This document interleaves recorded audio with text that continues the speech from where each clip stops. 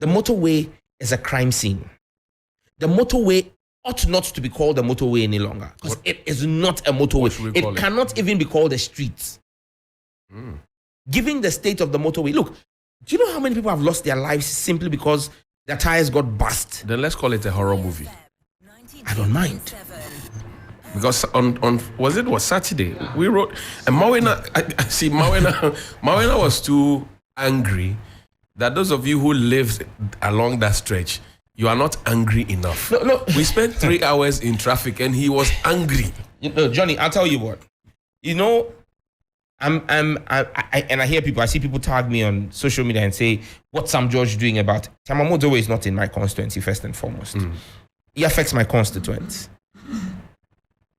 Do I call out and say, "Let's block the motorway"? First and foremost, we know the police will not allow us to do a demonstration to block the motorway. We know that. But are citizens angry enough? And I say this at the risk of being called an anarchist. For us to shut down the motorway one day, maybe that will draw the attention of the powers that be. Because, look, lives are being lost on the motorway. Forget the traffic. At least you get to wherever you're going alive.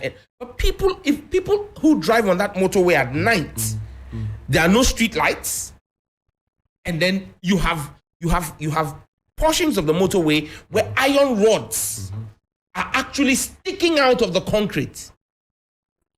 I mean, in which country? And look, the motorway is part of the Trans-West African Highway that runs from Lagos to Monrovia. I have driven on that road from Lagos to Monrovia, and I can tell you that the west portions of the Trans-West African Highway are in Ghana.